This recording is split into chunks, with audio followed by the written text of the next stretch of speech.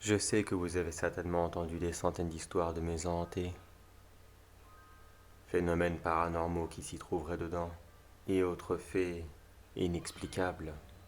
Mais je vais vous partager mon témoignage de se dérouler autre part que dans la maison elle-même. C'était il y a quelques semaines maintenant.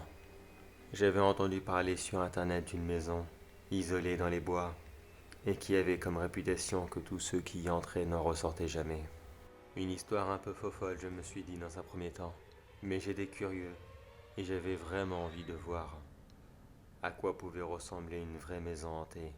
Enfin, ce que je pensais être soi-disant hanté à cette époque. N'ayant pas peur de tout cela, j'ai même décidé d'y aller en pleine nuit, afin d'essayer de rajouter un peu de piment à l'expérience. Je suis donc arrivé à 3 heures du matin devant la maison. Il faisait nuit noire et je n'y voyais absolument rien. Seuls les phares de ma voiture m'éclairaient. J'ai donc décidé de me garer face à la maison et de les laisser allumer afin d'essayer de me donner un peu de lumière. De toute façon, je n'avais vraiment pas l'intention de faire le tour du proprio non plus. En laissant la porte ouverte, avec les volets grands ouverts, le peu de lumière, plus celui de mon téléphone, aurait largement suffi. La maison était assez grande, gigantesque même, magnifique à l'extérieur, un vrai attrape-couillon quand on y pense. Car comme dit l'expression, même le plus beau des fruits peut être complètement pourri à l'intérieur. Et croyez-moi que cela était vraiment le cas. Je suis sorti de ma voiture et j'ai lentement avancé jusqu'à la maison. J'étais décidé à y entrer s'il n'y avait rien à l'intérieur. On ne sait jamais, il y aurait pu avoir un réel psychopathe qui aurait pu la squatter et utiliser la réputation de la maison hantée afin d'essayer d'attirer des victimes. Alors à la moindre activité bizarre, je me sauverai aussitôt de ce lieu. Du moins, c'était mon plan initial.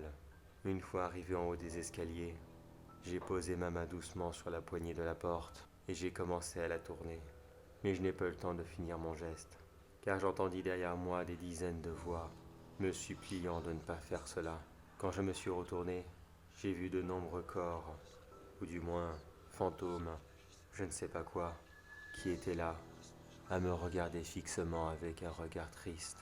Plusieurs ne disaient rien, car visiblement ils n'en étaient plus capables, à cause des nombreuses blessures qui parcouraient leur corps, et le peu qui pouvaient encore parler n'arrêtait pas de répéter « Non, s'il te plaît, n'y va pas, n'y entre pas ».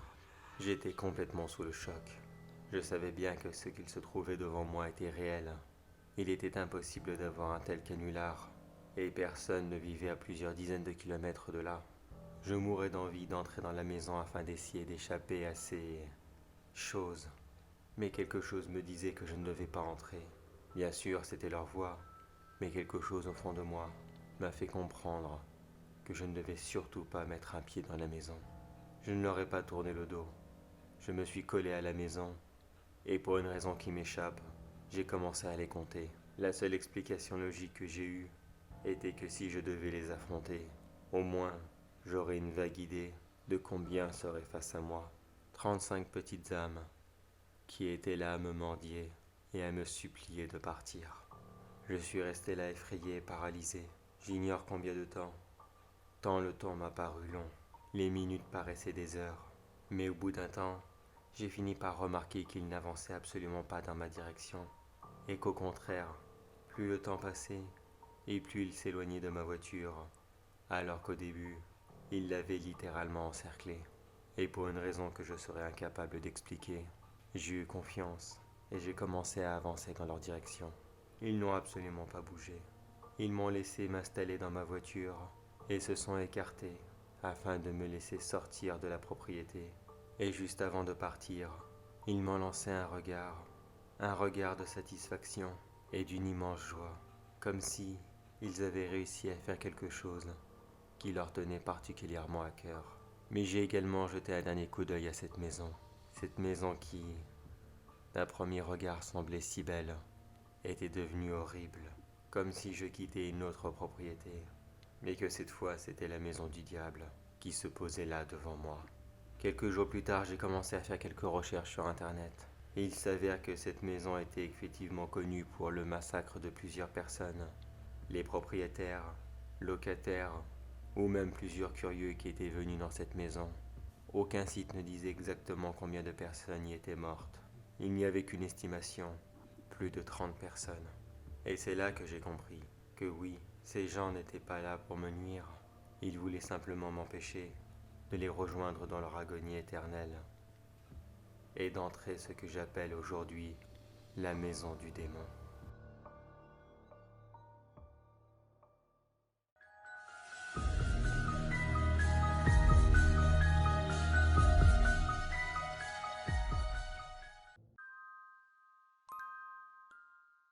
Quatre jeunes amateurs d'urbex se lancèrent dans la visite d'un cirque qui leur semblait abandonné depuis très longtemps et qui pourtant n'était connu de personne dans leur village local. Tout le monde était même surpris à chaque fois qu'ils en parlaient.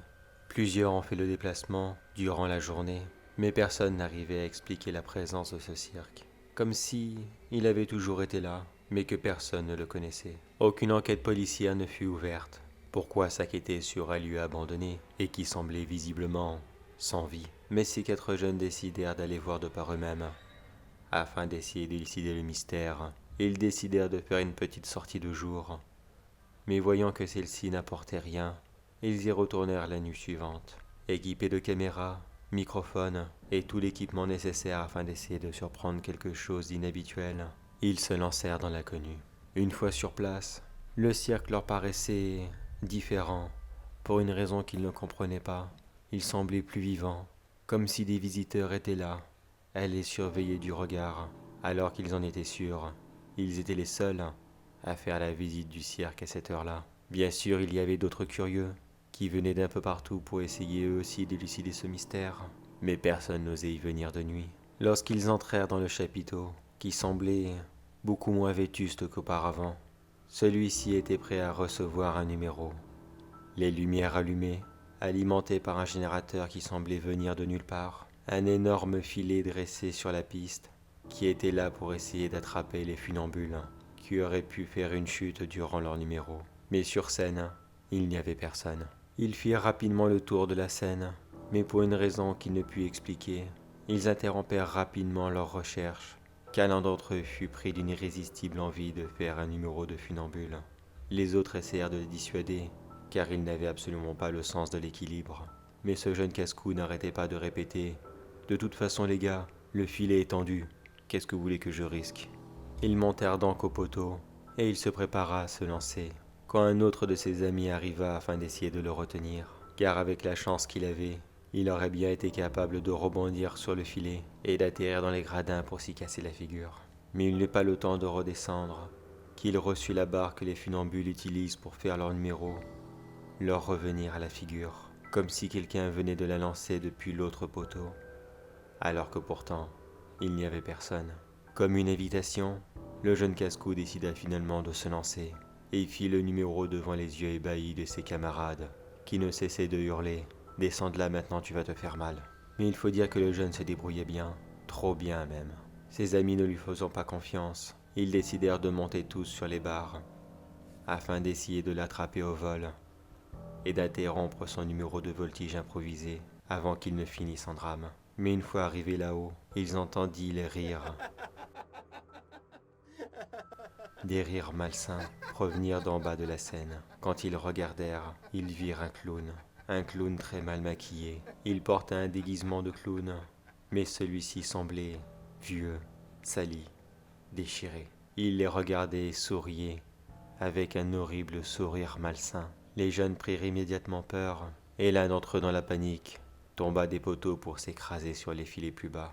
Mais quelques instants avant qu'il ne touche le sol, ceux-ci avaient littéralement changé d'apparence, comme si le clown les avait changés à une vitesse ahurissante. Ils étaient maintenant remplacés par des barbelés, qui embrochèrent le jeune homme, à l'instant même où ils les touchèrent. Il passa plusieurs secondes à hurler de toutes ses forces, en appelant ses amis à l'aide, et en se vidant rapidement de son sang. Les deux autres encore accrochés sur la barre, et le dernier encore dans son numéro de voltige, qui ne semblait visiblement pas être au courant de ce qu'il se passait.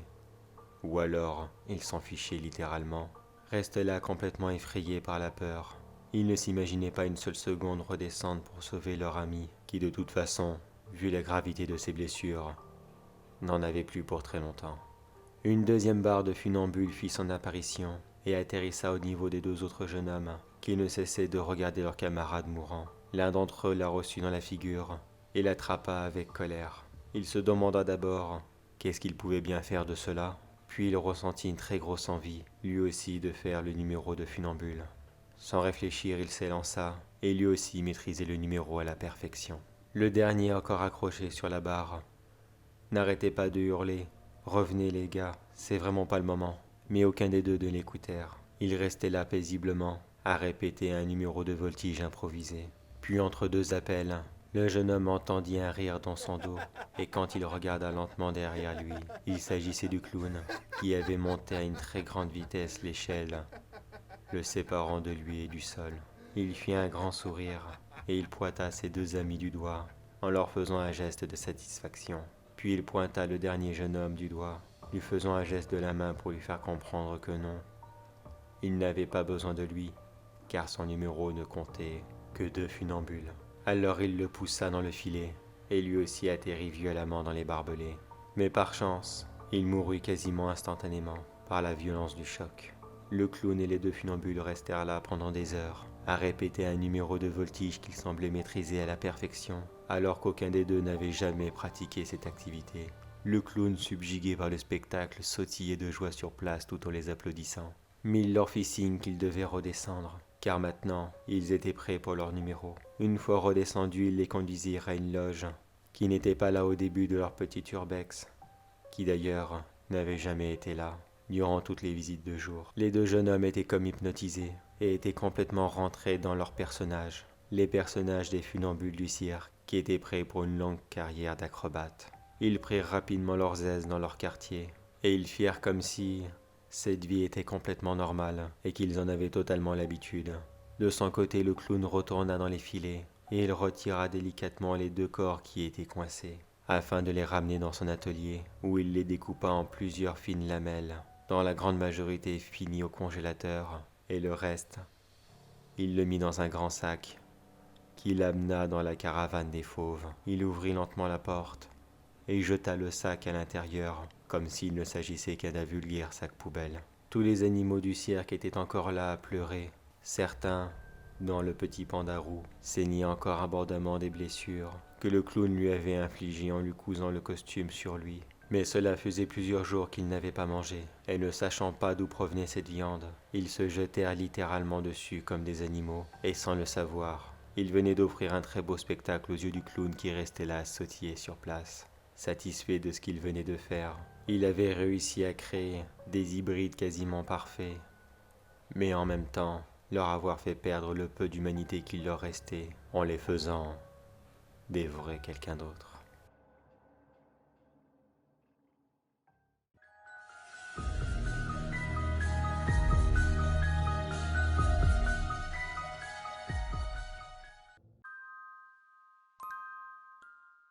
Je laisse ce message audio derrière moi pour ceux qui auront la chance, ou sûrement la malchance, de quitter ce monde après moi. Nous sommes le 12 juin 2035. Nous sommes le 12 juin 2035. Et l'humanité est maintenant sur le bord de l'extinction, ainsi que plusieurs autres races présentes sur Terre. Quand je repense à tous ces grands films qui nous prévoyaient une mort, dans les larmes et le sang, la guerre et la souffrance, ils n'auraient jamais pu imaginer que la réalité était tout autre. Tout a commencé il y a 10 ans, en 2025. À cette époque, la vie était tout à fait normale, le train-train quotidien que tout le monde connaissait, à la différence qu'une petite variété de fleurs venait de faire son apparition. Je vous dirais bien que cette fleur était on ne peut plus banale.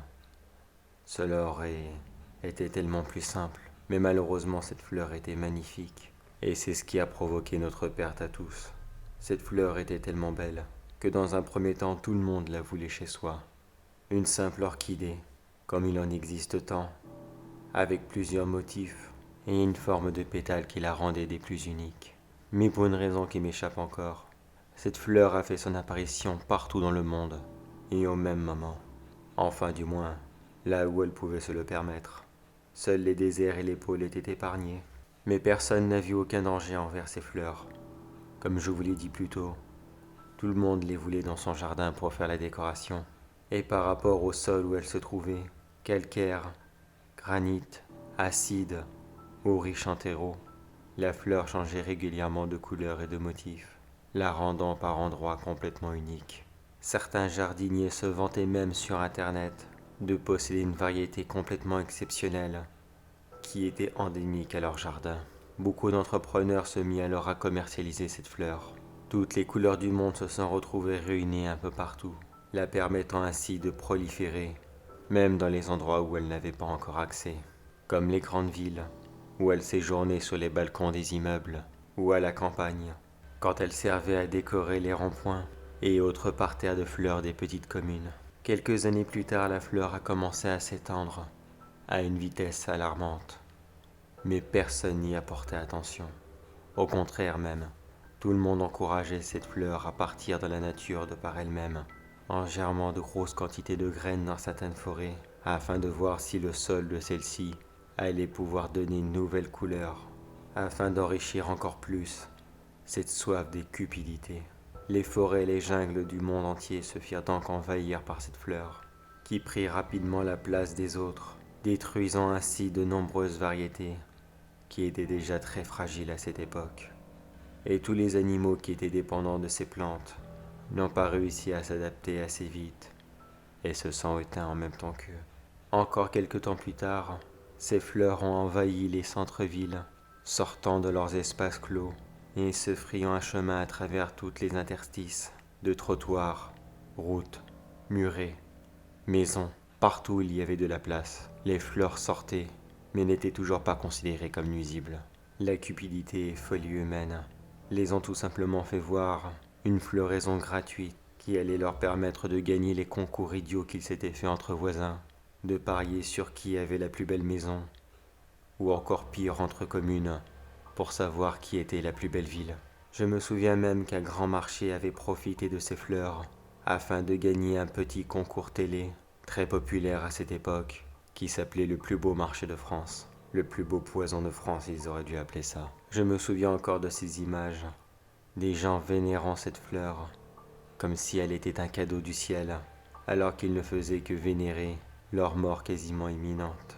À force de persévérance, les fleurs réussirent à se frayer les mêmes chemins, mais cette fois-ci dans les grandes villes, où plusieurs maires de grandes capitales ont décrété que ces fleurs étaient protégées par la commune et qu'ils ne devaient être en aucun cas détruites par les employés municipaux. Il y a eu pendant plusieurs temps une très grande vague de bonheur à travers le monde.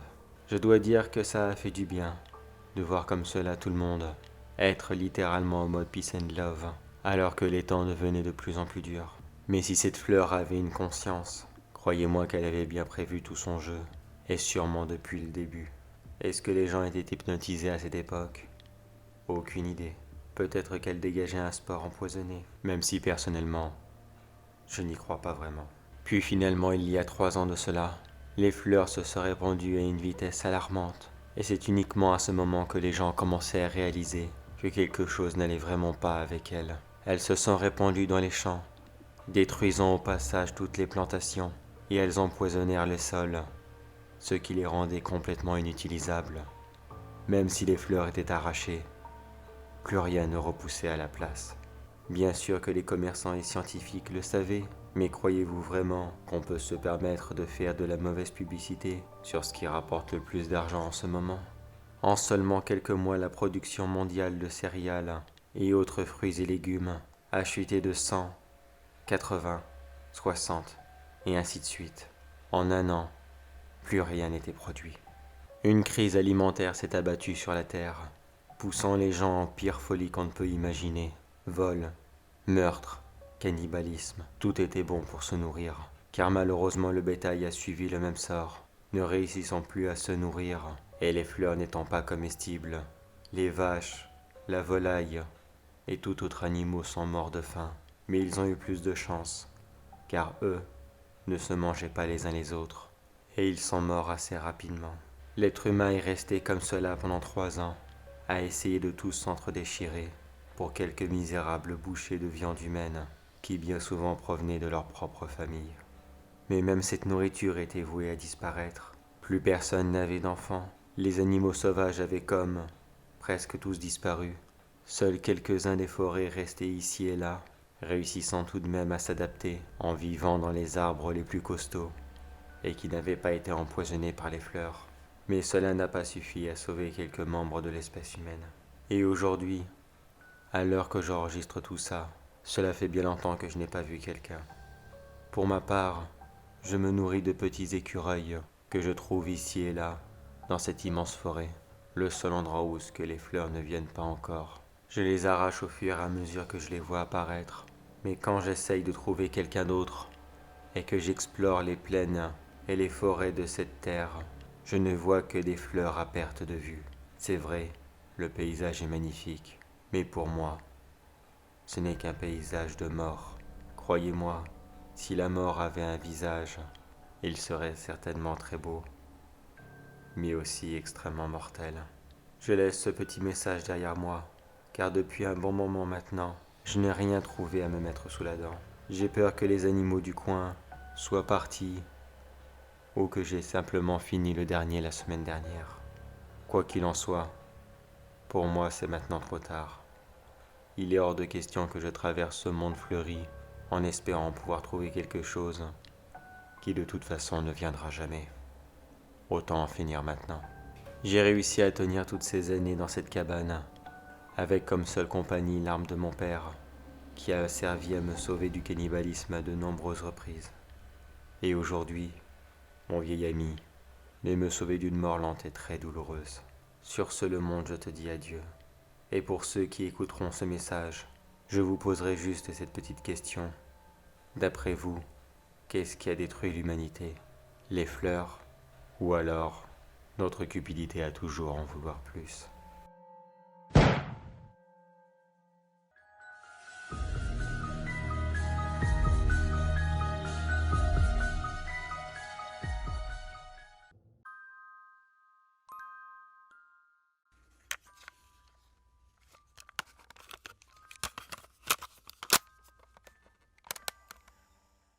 Enregistrement du directeur du collège du Lys.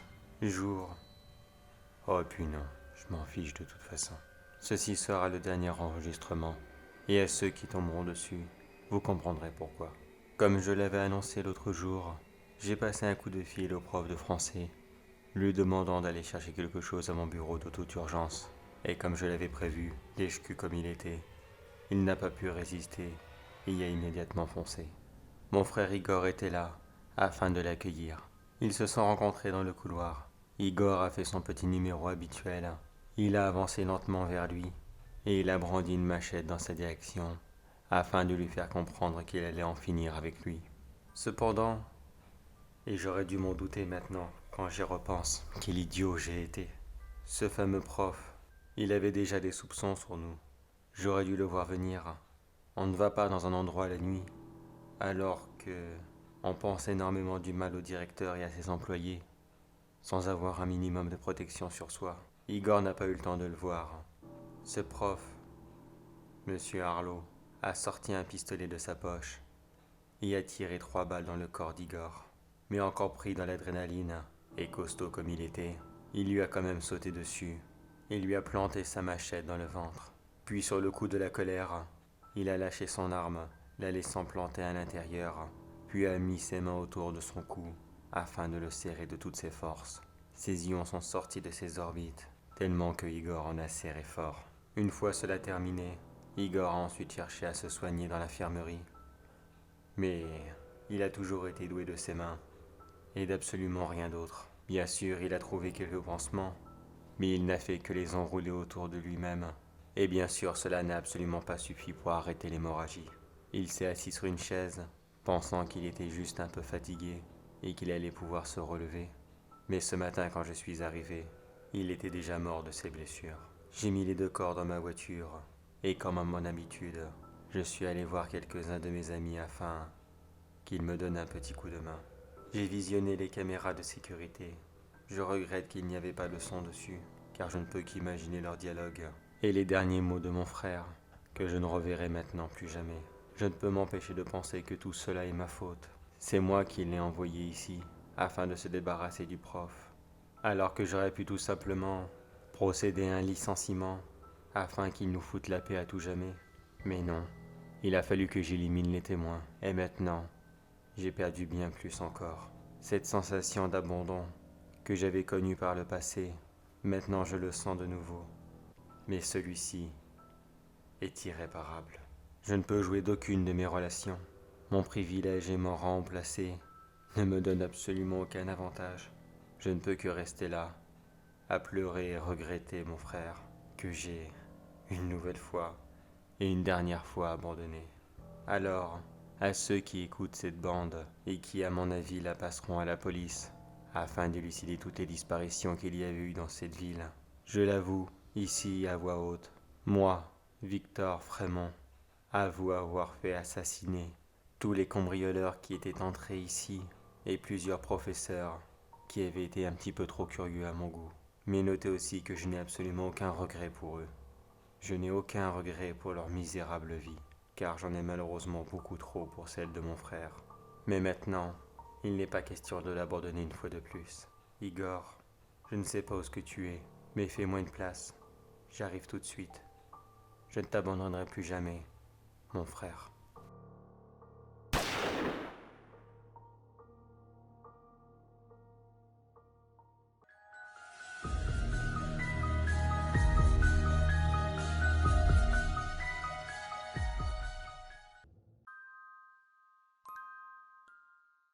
Il m'est arrivé quelque chose. Il y a plusieurs mois de cela maintenant. Je ne peux plus le garder pour moi. Il faut à tout prix que je le partage. Excusez-moi d'être aussi bref, mais vous comprendrez que cela me démange tellement qu'il faut réellement que ça sorte. Comme je vous l'ai dit, cela a commencé il y a quelques mois. Je rentrais chez moi après une soirée un peu trop arrosée pour mes camarades de travail, mais qui pour moi avait été sans alcool. J'ai toujours été quelqu'un de très prudent et d'extrêmement lucide. Et ce détail continue encore à me perturber aujourd'hui. Vous allez comprendre. Il était à peu près 3 heures du matin, quand je roulais direction la ville de Caen, quand cela est arrivé, sans mauvais jeu de mots bien sûr. J'ai été pendant un long moment complètement seul sur cette route, mais une voiture est sortie de nulle part et a roulé très vite derrière moi. J'ai bien sûr tout fait pour essayer de l'ignorer, pensant qu'elle allait simplement ralentir en me voyant arriver au loin, mais cela ne fut pas le cas. J'ai donc commencé moi aussi à accélérer, afin d'essayer de l'esquiver qu'elle ne me rentre pas dedans. Mais visiblement cette personne était très pressée, et je n'ai pu l'éviter. Elle a violemment percuté l'arrière de ma voiture, me projetant dans le décor, et m'envoyant me percuter sur un arbre. Du peu que je m'en souvienne, ma voiture était complètement engloutie, et très certainement bonne pour la casse. J'ai eu beaucoup de mal à immerger. Le peu que je me souvienne, et que j'en suis sûr, c'était que la voiture de l'autre conducteur était dans un état bien pire. Le peu que j'arrivais à voir était un décor digne d'un film policier, avec 2 voitures dans un état très critique, et certainement moi aussi, mais pris dans l'adrénaline et encore très assommé. J'étais incapable de dire où ce que j'étais blessé. Et c'est là que j'ai vu l'autre conducteur, enfin, conductrice, du véhicule qui m'a percuté, sortir de celui-ci sans aucune difficulté. Même si je ne l'ai pas clairement vu, j'ai clairement entendu une porte s'ouvrir et quelqu'un avancer lentement dans ma direction. J'ai rapidement jeté un coup d'œil sur cette femme. Elle était grande, d'âge moyenne, brune, vêtue d'une grande robe blanche, mais elle était aussi dans un triste état. Son bras gauche ne tenait quasiment plus à rien. Sa jambe était complètement éventrée, et la partie gauche de son visage avait certainement encaissé le plus gros du choc. Son œil en était sorti de son orbite et pendait littéralement sur place. Elle se pencha vers moi et elle me dit « Monsieur, vous allez bien? Je vais vous sortir de là. Ne bougez pas. » Comme si elle ne remarquait même pas son propre état. Elle essayait d'ouvrir ma voiture. Enfin, je pense qu'elle essayait de le faire. Mais elle n'y parvenait absolument pas. J'ai longtemps pensé que sous l'effet de l'adrénaline, elle n'avait sûrement pas remarqué son état physique et ne pensait qu'une seule chose, c'était de se faire pardonner de ce qu'elle venait de faire. Mais finalement, elle renonça à ouvrir ma portière et me dit de nouveau « Je ne comprends pas. Je n'arrive même pas à l'ouvrir. Restez ici. Je vais chercher de l'aide. Restez éveillés surtout. Je la vis partir dans la direction opposée à nos voitures, et alors qu'elle venait de s'éloigner de plusieurs mètres, je ferma les yeux une nouvelle fois et m'évanouir de nouveau. Quand je me suis réveillé, j'étais dans un lit d'hôpital. Les médecins étaient là dans la chambre, accompagnés de 2 policiers. Le médecin me dit que je revenais de loin et que j'avais eu beaucoup de chance. Mais il eut à peine le temps de sortir de la pièce que les 2 policiers continuèrent et ils essayèrent de me rassurer en m'expliquant que l'accident n'était absolument pas de ma faute, même si dans un premier temps ils m'avaient directement accusé, d'où leur présence dans ma chambre. La caméra de ma voiture m'avait rapidement innocenté. Mais quand je leur ai demandé s'ils avaient réussi à retrouver la fille qui avait essayé de me porter secours, la conductrice de l'autre véhicule, ils furent tous les 2 surpris de ma question. L'un d'entre eux me répondit que la fille était morte dans l'accident, et vu l'état de son corps, elle était très certainement morte dans l'impact. Je voulais continuer et leur expliquer que non, je l'avais vue, j'étais sûr. Elle était sortie de la voiture, j'en étais certain. Elle m'avait parlé. Mais pourquoi faire? De toute façon, ils ne m'auraient jamais cru. Les faits étaient là, la fille était morte, et moi, j'avais pris un trop gros coup sur la tête. Ça fait des mois maintenant, des mois que je n'arrête pas d'y réfléchir. Je suis sûr, j'en suis certain, je l'ai vue. Enfin bon, peut-être qu'ils ont raison. Peut-être le choc sur la tête était trop fort. C'est même peut-être une perte de temps énorme d'en avoir parlé. Mais il fallait que j'en parle. Ah tiens, ma conteuse de creepypasta préférée vient de sortir une vidéo. Allez, je vais la lancer. Ça me changera les idées. Telle Ivy. En plus, elle avait récemment annoncé dans ses réseaux sociaux qu'elle allait se lancer dans un nouveau système de vidéos. Ça fait plusieurs jours maintenant que j'ai hâte d'entendre ça. Des vraies histoires de fantômes. J'aurais du mal à dire que je n'y crois pas vraiment. Vous imaginez bien. Bon allez, assez parlé. Je me détends, je souffle un peu et je profite. Bonsoir à vous, mes chers fans de l'horreur. Comme je vous l'ai annoncé dernièrement sur Facebook, voici un nouveau contenu sur la chaîne. Nous allons commencer avec la vidéo d'un accident de la route qui est arrivé il y a quelques mois de cela. Ce soir-là, 2 voitures se sont percutées et sont parties dans le décor. Une jeune femme de 22 ans est morte dans l'accident, tuée sur le coup.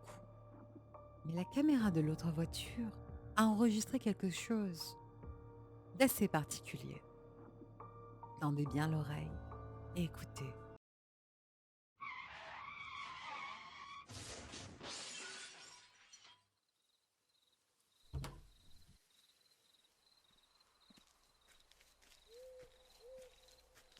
Messieurs, vous allez bien? Je vais vous sortir de là. Ne bougez pas. Je ne comprends pas. Je n'arrive même pas à l'ouvrir. Restez ici. Je vais chercher de l'aide. Restez éveillés surtout.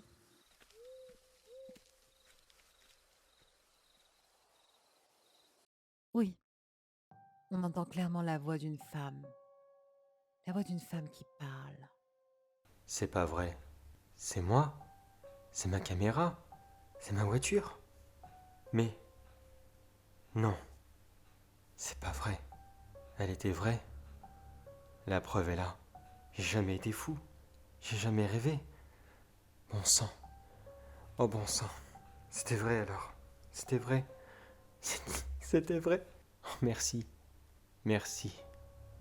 La Dame Blanche.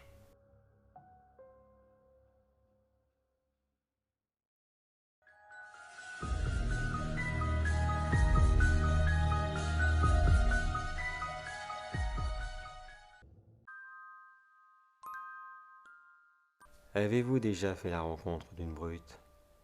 Celle qui dans les collèges prend un malin plaisir à se venger sur les autres, aussi bien physiquement que psychologiquement, et tout cela dans un but que eux-mêmes souvent ne connaissent même pas. L'une d'entre elles un jour a voulu montrer à quel point elle était encore supérieure aux autres, en voulant visiter un cirque abandonné qui avait été découvert non loin de sa ville, il y a de cela quelques mois maintenant.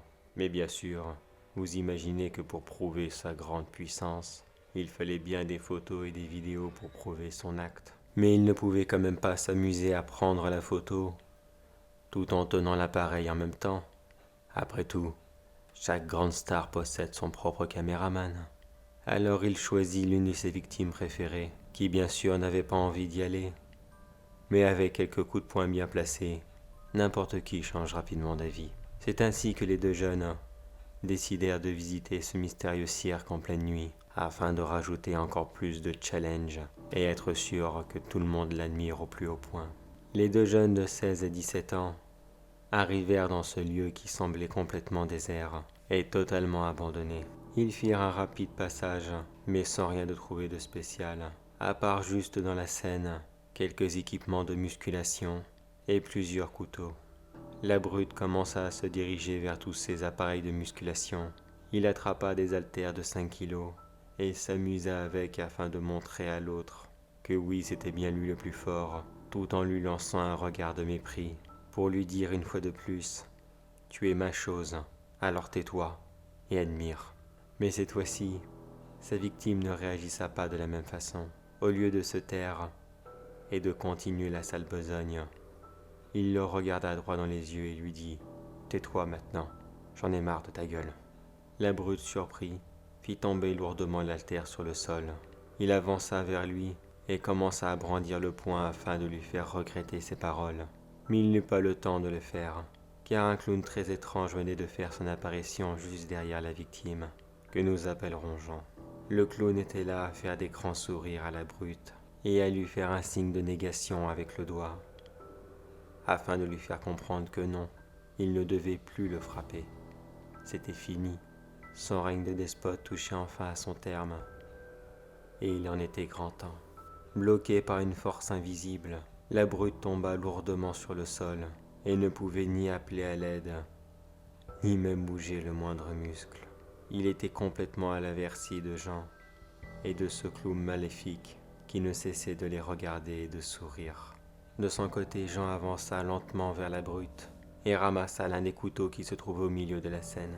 Arme en main, il retourna vers son dictateur et il commença à lui retirer ce qui lui apportait le plus de valeur à ses yeux, sa fameuse musculature qui lui avait permis de se forger une réputation de gros dur auprès de tous les membres de son école. Il commença par lui couper les biceps et les triceps des bras, alors que celui-ci ne pouvait toujours pas bouger, mais ressentait bien la douleur et hurlait intérieurement. Puis ce fut le tour des jambes. Il lui retira les mollets, puis les cuisses, afin de terminer sur le torse pour lui découper ses abdos et ses pectoraux. Jean prit tout son temps. Il savoura chacun de ces moments à voir cette brute souffrir, comme lui et tous ses camarades avaient souffert depuis tant d'années. Et le clown était toujours là, à sourire et à sautiller sur place de joie, alors qu'il ramassait chacun des morceaux de viande afin de les mettre dans un gros sac. Une fois fini, Jean décida de se débarrasser de sa brute en voulant la poignarder dans le torse, mais le clown lui fit un signe de désapprobation, car cela était beaucoup trop facile. À la place, il lui donna des haltères de 10 kilos et il lui fit signe de les déposer au niveau de sa gorge, afin que cela lui brise lentement les os du cou, lui offrant ainsi une mort lente et douloureuse.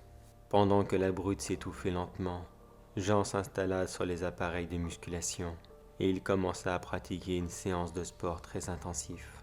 Il resta comme cela pendant plus de 6 heures de suite, afin de pratiquer différents exercices de musculation.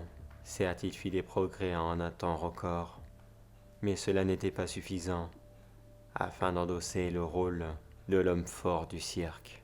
Le clown réfléchit un moment, puis il trouva la solution qui lui paraissait la mieux. Il retourna dans sa réserve d'accessoires, puis il revint avec une pompe à vélo, dont l'extrémité se terminait par une aiguille. Il la planta ainsi dans les bras et les jambes de Jean, qui semblait ne pas souffrir des piqûres, et qui continuait ses exercices de musculation. Le clown commença donc à pomper dans l'air dans les muscles de Jean, et lui faire pratiquer la séance de bodybuilding la plus intensive. Jean devena alors l'homme le plus musclé du monde. Même si cela n'était que de la gonflette, il avait bien l'intention de rattraper cela en pratiquant son sport tous les jours. Mais pour l'heure, il était bien l'homme fort du cirque, celui qui soulève des poids devant un public ébahi. Mais Jean ne pouvait pas rester au milieu de la scène, car le clown attendait d'autres visiteurs, et le cirque devait bientôt repartir. Alors il le conduit à l'une de ses loges, qui avait tout l'équipement nécessaire pour qu'il pratique ses séances. Il n'avait que comme seule compagnie deux funambules, qui passaient eux aussi tout leur temps à pratiquer leurs numéros, et les animaux du cirque qui n'étaient absolument pas bavards, et qui avaient passé leur temps à dévorer les morceaux de la brute, ceux que le clown avait ramassés au fur et à mesure que Jean le découpait. Bien sûr, le clown avait découpé le reste, afin de nourrir toute la troupe, car tout le monde doit prendre une pause pour manger. Maintenant le cirque va bientôt repartir. Il manque encore quelques artistes à l'appel avant de faire la première du spectacle. Missy il est sûr d'une chose, c'est que sa petite troupe grandit à vue d'œil, et qu'il est totalement satisfait de son cirque des monstres.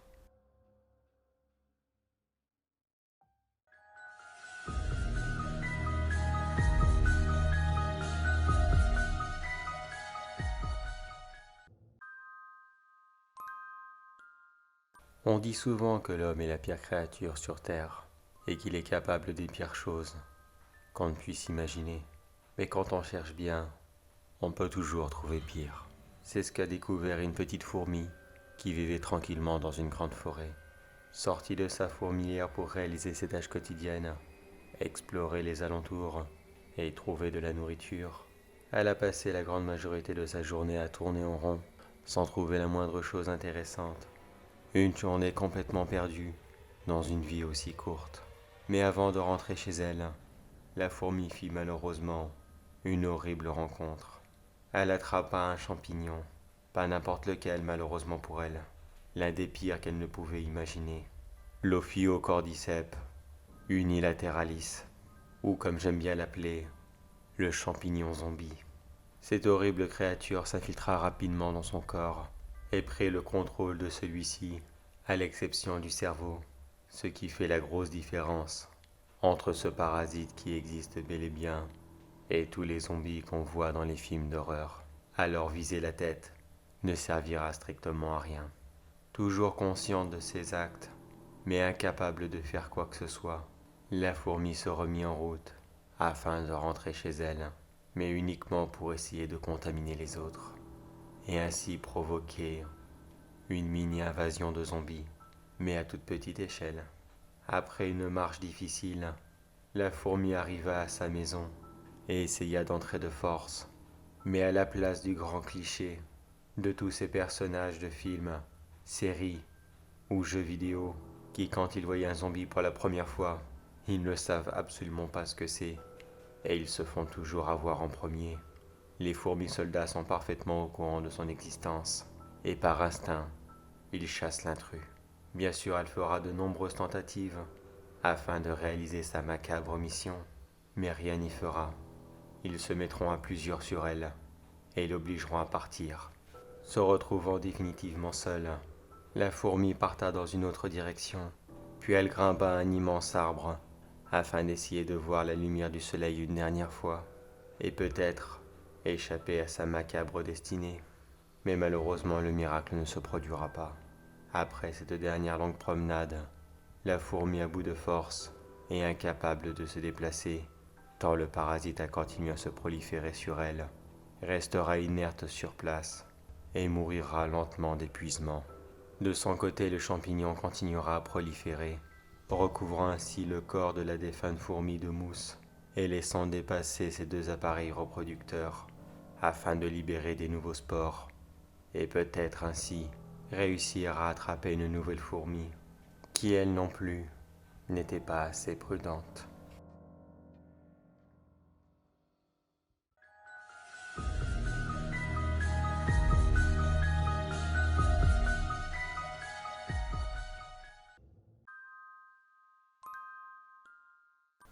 Je jure que si je survis à cette expérience, je quitte le domaine de la chasse et je deviendrai, sûrement botaniste, comme ma mère a toujours voulu. L'une des dernières conneries que je dirai certainement avant de mourir. Après tout, maintenant, je ne suis plus à ça près. À tous ceux qui auront la malchance de tomber sur ce message, laissez-moi vous raconter ce qu'il m'est arrivé. Cela a commencé il y a plus d'une semaine maintenant. J'étais parti en Inde, afin de chasser je ne sais pas trop quoi. Enfin si, j'avais quand même une vague idée.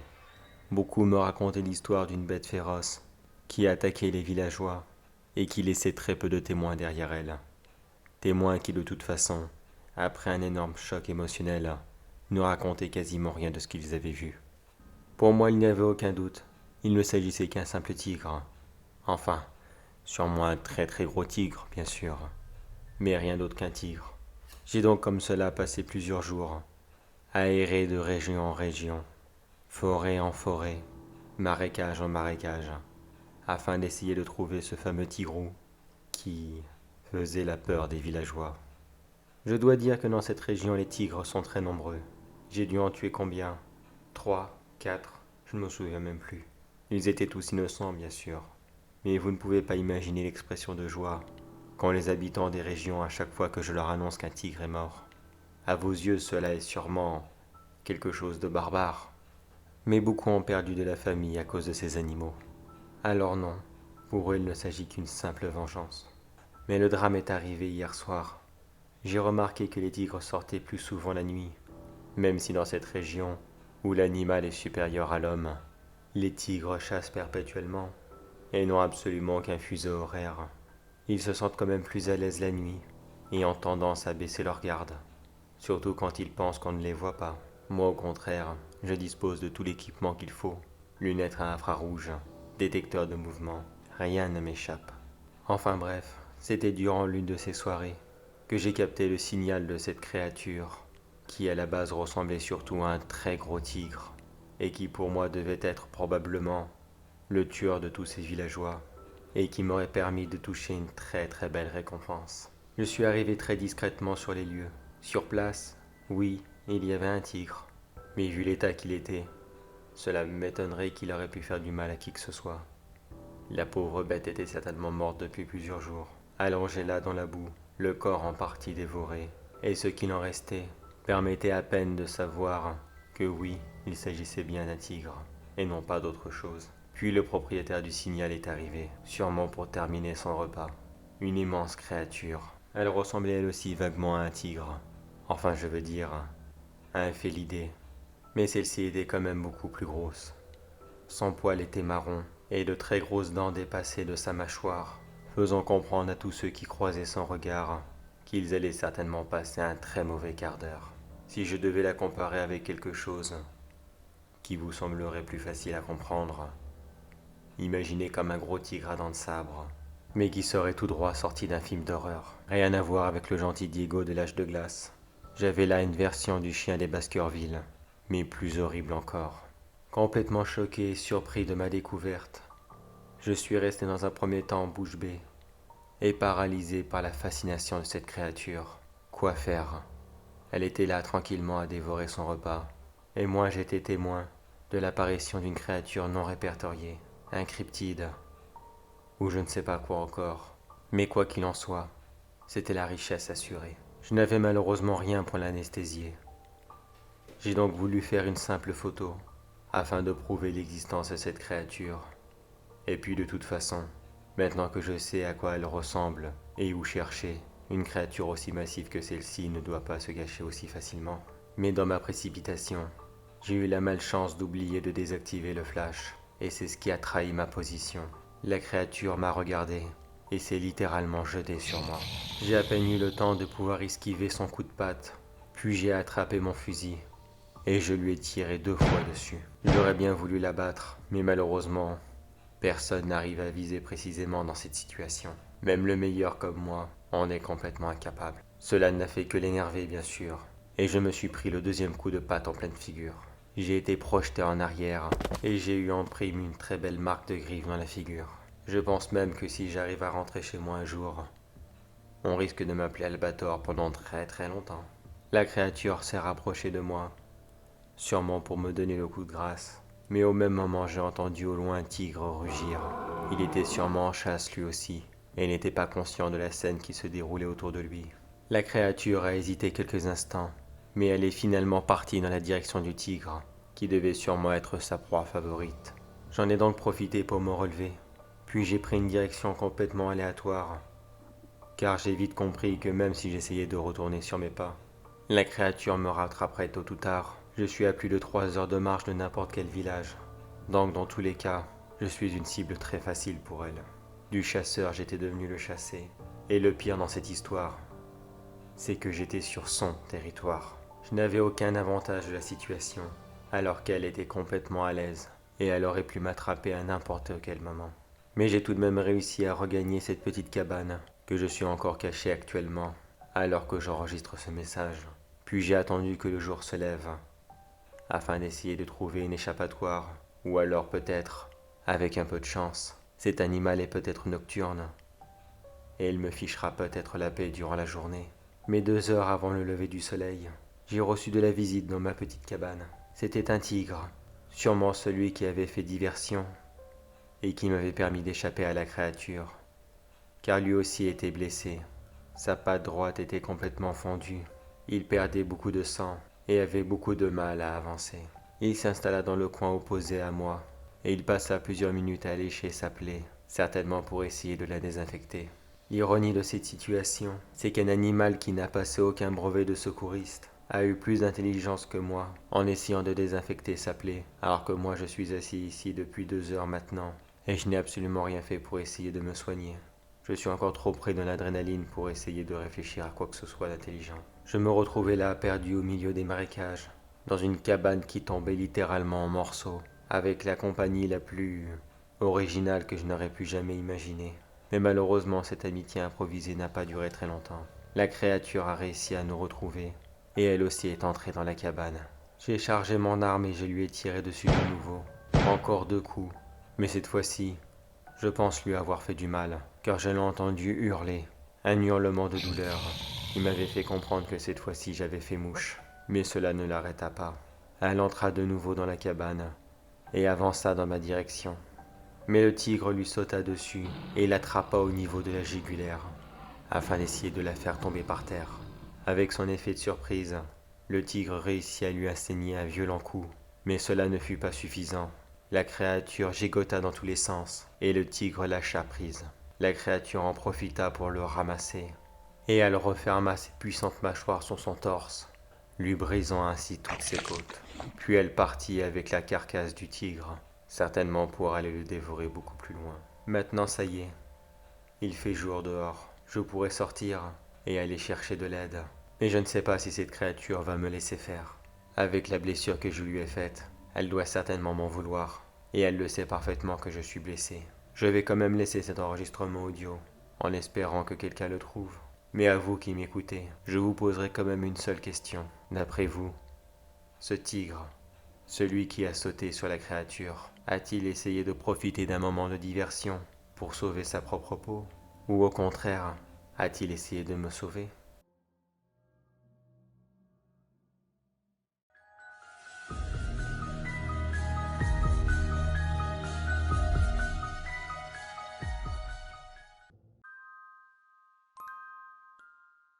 Connaissez-vous le dessin animé Oggy et les cafards? J'imagine que oui, bien sûr. Si vous êtes comme moi, à avoir grandi dans la génération des années 90, vous n'avez pas pu ignorer ce dessin animé qui pour beaucoup d'entre nous est devenu quelque chose d'extrêmement agaçant. Mais connaissez-vous la triste réalité derrière ce dessin animé? Alors laissez-moi vous la raconter. Vous connaissez tous l'histoire d'Oggy et les cafards, un simple chat nommé Oggy vivant dans sa maison, toujours accompagné de ses 3 cafards, et qui sont toujours là afin de lui pourrir la vie de diverses façons possibles. Mais sachez que le scénario à la base était tout autre, car les réalisateurs ne le voyaient pas aussi simple. Beaucoup d'éléments sont restés vis-à-vis du scénario original. Laissez-moi vous le raconter. À la base, Oggy était un chat tout à fait ordinaire, qui vivait dans une maison, accompagné de toute sa famille.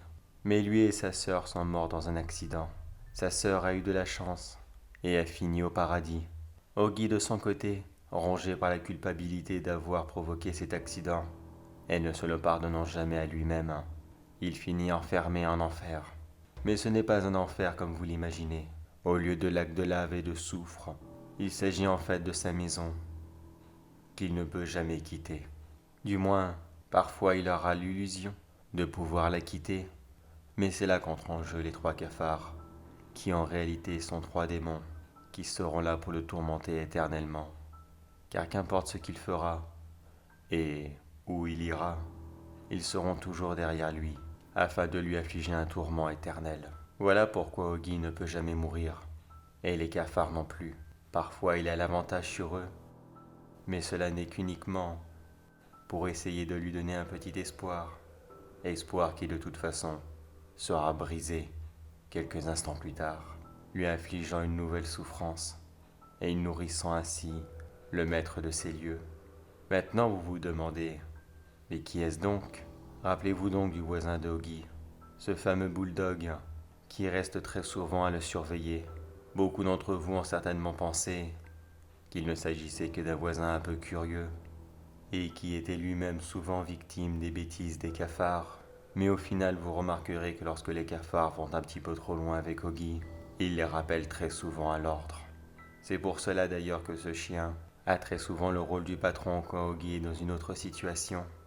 Quand Oggy se trouve dans une situation où il n'est pas dans sa maison, car il est soumis au maître des ténèbres, qui reste là pour le surveiller même de loin. Sa sœur fait régulièrement des apparitions, afin d'essayer de lui donner espoir que peut-être qu'un jour, ce tourment sera enfin terminé, et qu'il ira peut-être la rejoindre au paradis. Mais c'est là que l'autre chat vert, dont son nom m'échappe complètement, entre en jeu malheureusement, car lui aussi c'est un démon. Lui, il n'est pas là pour faire du mal à Oggy.